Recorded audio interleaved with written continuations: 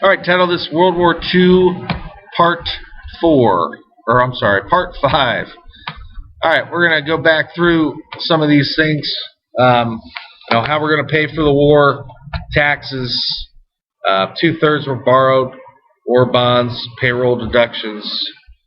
People could just take donations out of their checks, and you could pay in that way. Mostly war bonds, though. You see a lot of our posters, and even we'll see some of our own propaganda. Bugs Bunny and Disney will try to sell those war bonds as well. Here's a comic strip. I think it was at the Fantastic Four. You can see beating up Hitler, and there's Hitler and there's Mussolini, a war bonds punching them out. Okay. So that's how this thing's going to be paid for. Labor relations, we talked about that. The two big unions, the AFL and the CIO, promised not to go on strike at this point. They'll set up a war relations board so this doesn't happen. In 1941, everybody across the board will get a 15% wage increase, and then they'll freeze their wages until the war's over. Okay, one of the biggest problems with World War I is people were dying for a raise during that time, so trying to squash that bug. In 1943, there was a coal strike, and they were upset that they weren't getting what they needed. They knew they had some power because that could have totally threatened the war effort. But FDR just immediately steps in and says, fine, you want to go on strike? Okay, then I will replace you, and I will draft those coal miners. And obviously, whoops, that strike is not going to last long. Okay. The profits, there would be a tax on any excess profits that were made. We talked about the WWII committee that investigated war profiteering in World War I, so we're trying to stop that. So we're learning from some past mistakes. Now, women in the workforce, very important, okay? Most of our men are out working. All right, they're done. They're at the war. They're getting drafted and being sent off.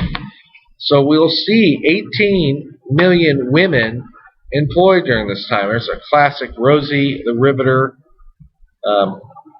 poster there. We can do it, and they did. And they will take basically any job that was held by a man before and showed, frankly, that they could do the same thing that a man could do, and sometimes even better. We'll see 250,000 women in the military.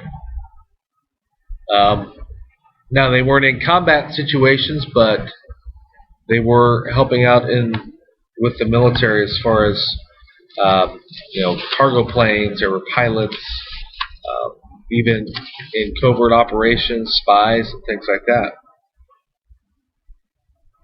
Factories had daycare, okay, which was nice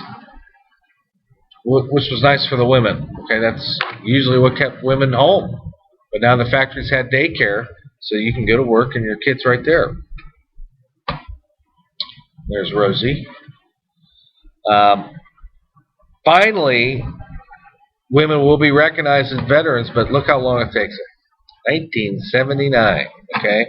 But they did get that recognition. Okay, we actually have in Memorial Hall, we have a woman that is recognized as dying in service of her country down there, Dorothy Van Zandt. So we'll talk about her later.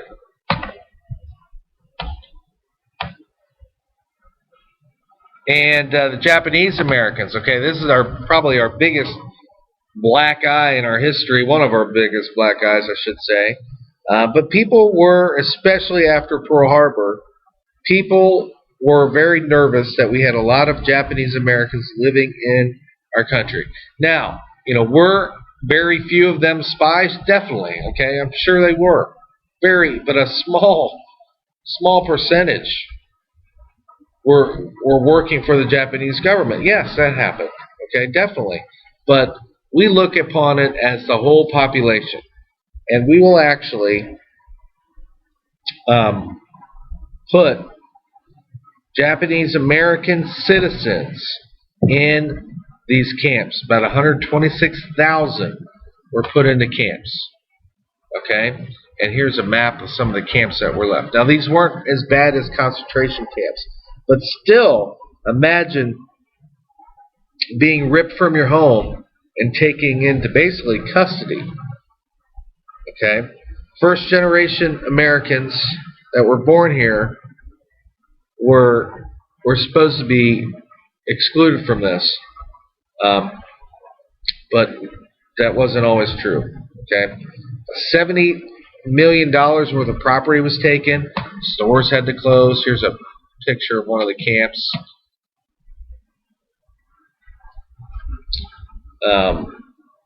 But they also fought in the war. Okay, Japanese Americans, over 17,000 volunteered for the war effort.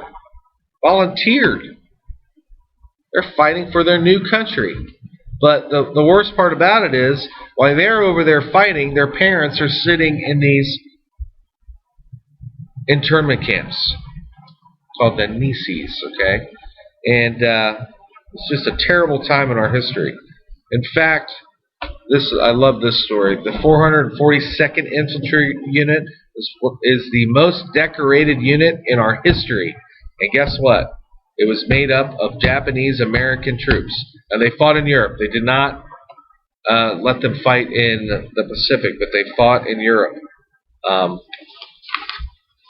they were a huge part of the war effort.